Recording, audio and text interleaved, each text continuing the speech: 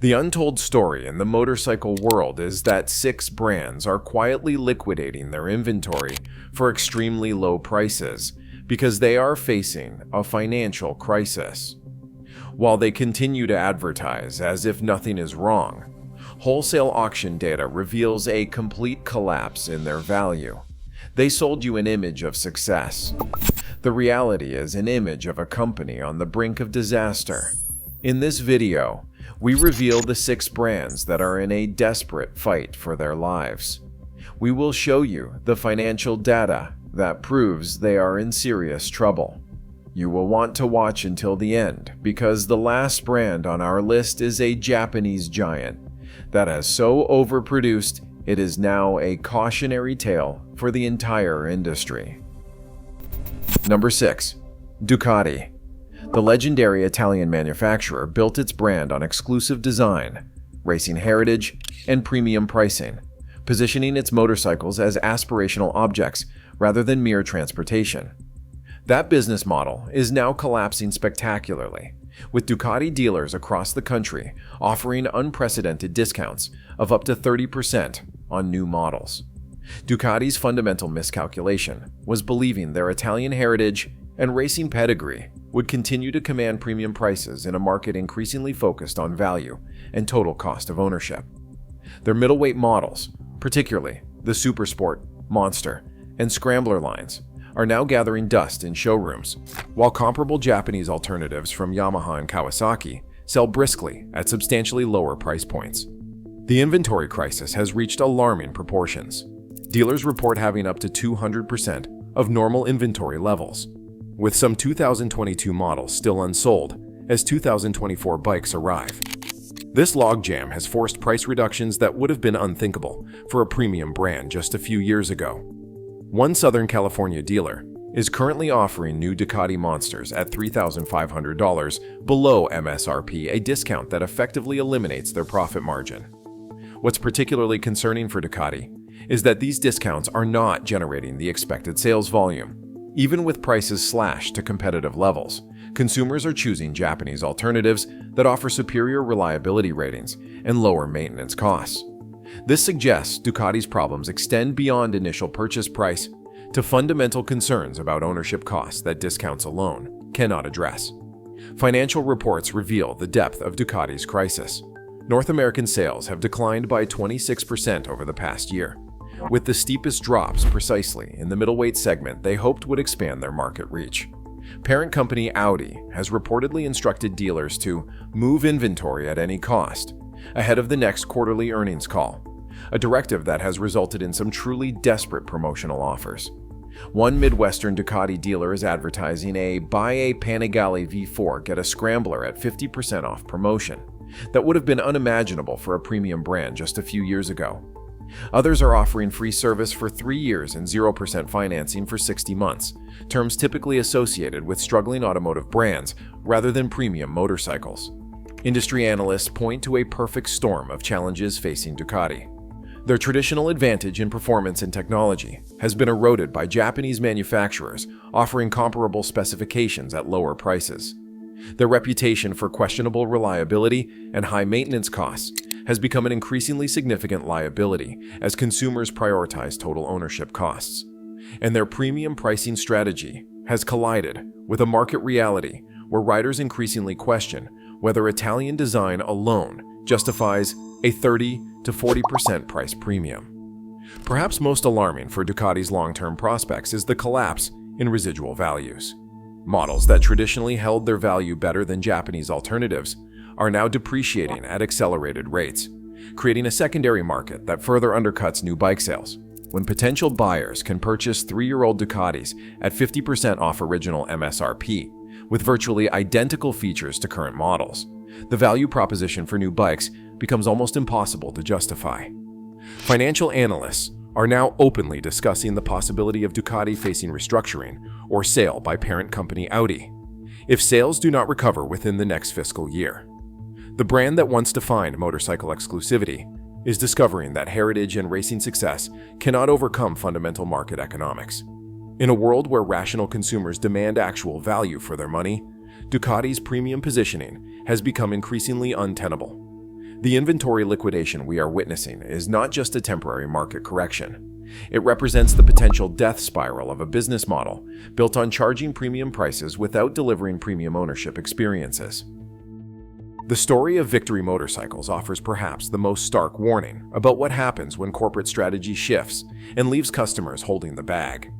When parent company Polaris Industries decided to discontinue the Victory brand in 2017 to focus on Indian motorcycles, they effectively created a market collapse that continues to reverberate years later.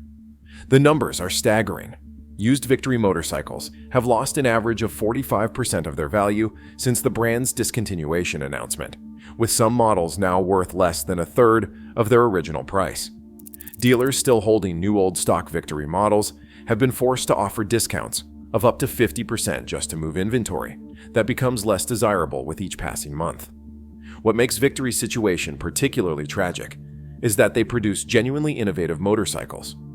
Models like the Cross Country and the Electric Impulse represented forward-thinking design in the cruiser segment. But the moment Polaris pulled the plug, these technological advantages transformed into liabilities, as potential buyers recognized the risks of owning an orphaned brand with diminishing parts and service support. The secondary market for Victory motorcycles has essentially collapsed. Bikes that once commanded premium prices now linger on classified websites for months, even at dramatically reduced asking prices.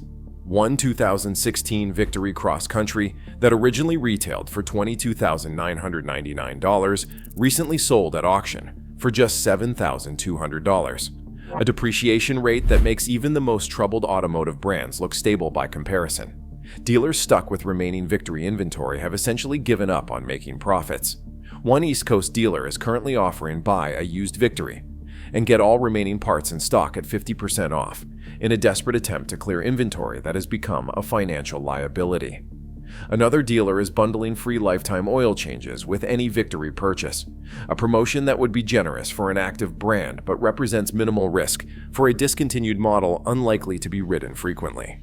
The Victory story illustrates how quickly motorcycle values can collapse when manufacturer support disappears. Even with significant discounts, these bikes represent questionable value propositions for potential buyers who must consider parts availability and service support. The brand that once positioned itself as the new American motorcycle has become a cautionary tale about corporate strategy and the devastating impact it can have on consumer investments. Number 4. Harley-Davidson. The iconic American motorcycle manufacturer is facing what can only be described as an existential crisis. For decades, Harley-Davidson built its reputation on heavyweight cruisers that embodied a certain lifestyle and attitude. The problem is that lifestyle is aging out. Literally. Their core demographic of baby boomers is riding less or hanging up their leather jackets altogether, and younger riders simply are not filling the void. Harley's attempts to court millennials and Generation Z riders have been nothing short of catastrophic. Their scramble to introduce lighter, more affordable models has alienated their traditional customer base, while also failing to capture the imagination of younger riders who view Harleys as their father's or even grandfather's bike. The numbers tell a devastating story.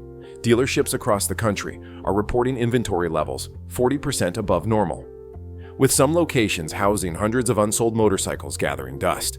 This inventory crisis has forced Harley to implement unprecedented discount programs, with dealers slashing prices by up to $3,000 on select models, something unthinkable for a brand that once commanded premium prices based on heritage alone. What is particularly alarming is how Harley's strategic missteps have created a perfect storm of market rejection. Their heavyweight cruisers are too expensive, too impractical, and too fuel inefficient for urban riders, while their attempts at smaller, more nimble bikes lack the authentic Harley character that justified their premium pricing. They are caught in a devastating identity crisis, offering products that satisfy neither their traditional customers nor the younger demographic they desperately need. The company's financial reports reveal the painful truth. Year over year, sales have declined for 14 consecutive quarters in North America. Dealers are now offering financing terms that would have been unimaginable just 5 years ago: 0 down, 0% interest, and extended warranties thrown in just to move inventory out the door. These are not strategic promotions. They are desperate attempts to avoid a complete inventory collapse. Industry analysts point to another concerning indicator.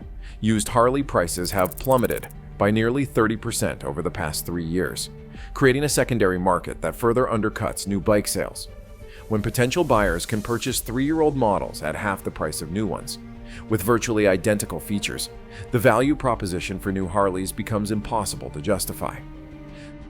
The prestigious German manufacturer built its reputation on premium engineering, sophisticated technology, and the kind of build quality that justified higher price points.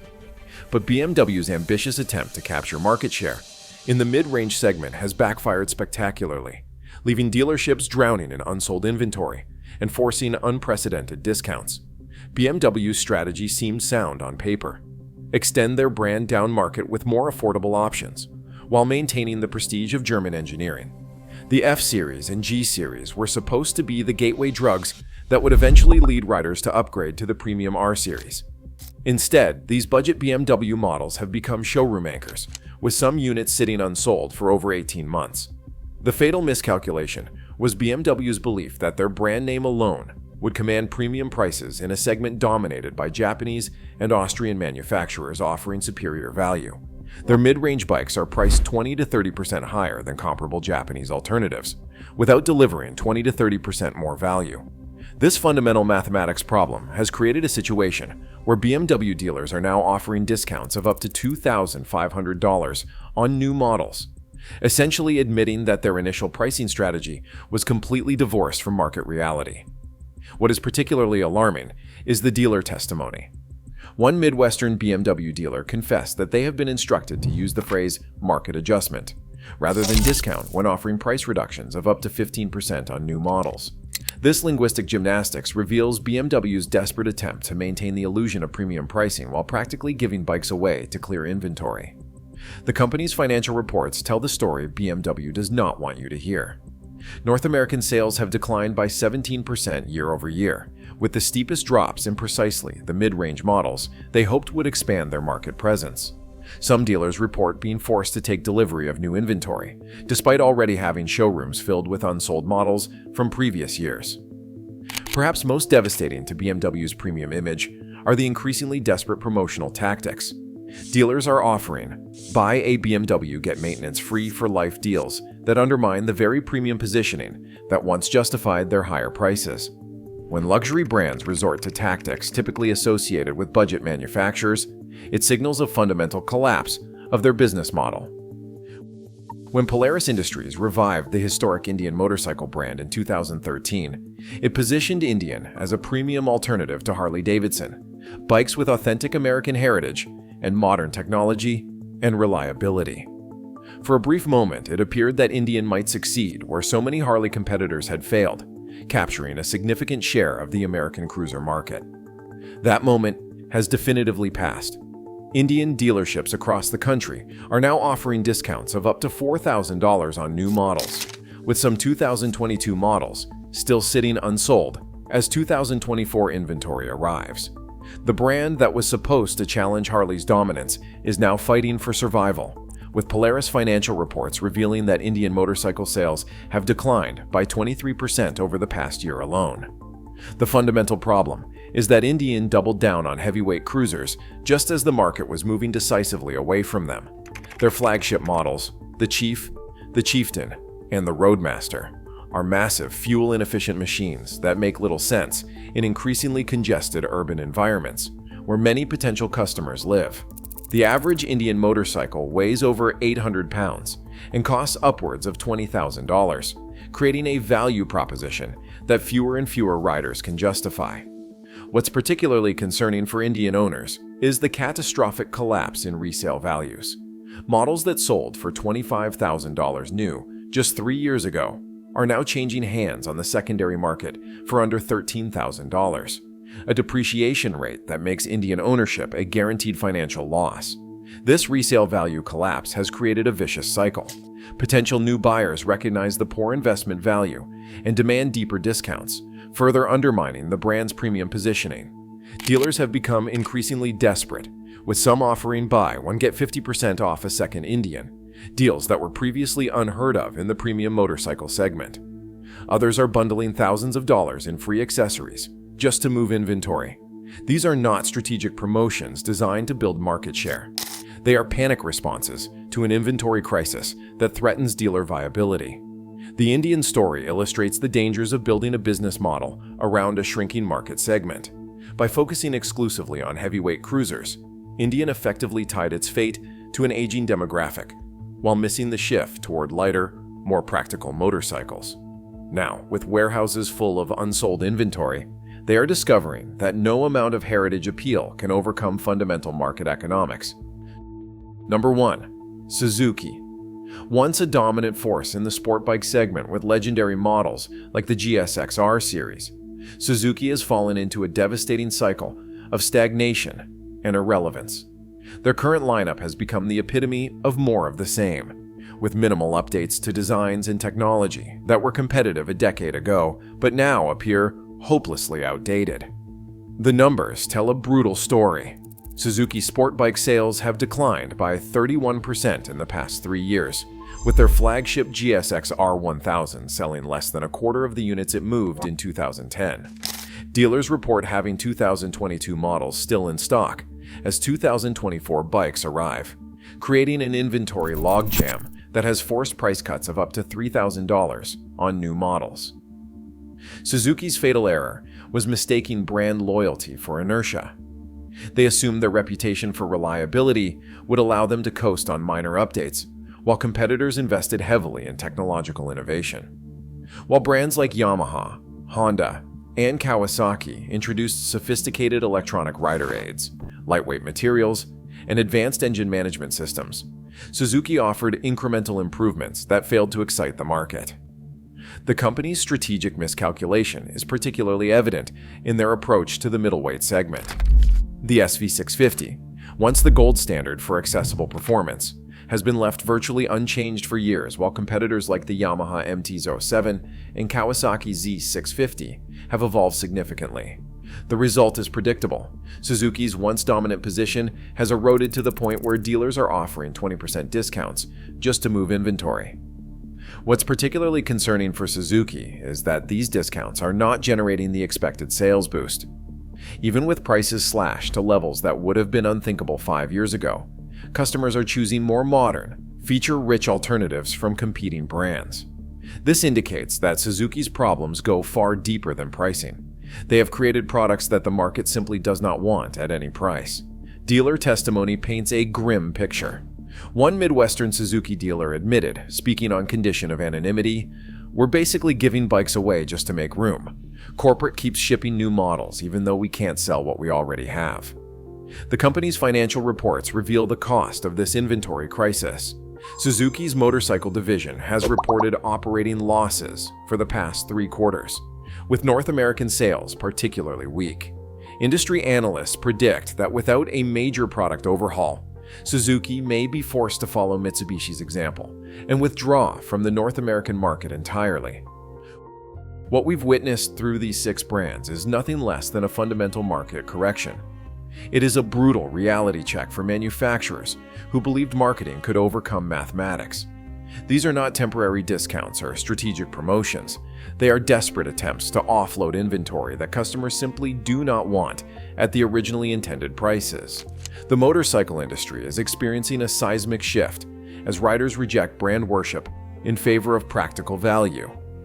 These massive discounts expose the fatal flaw in premium positioning without premium experience.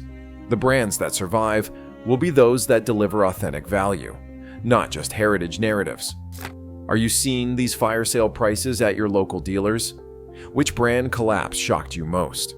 The industry transformation is just beginning, and more manufacturers will join this liquidation list.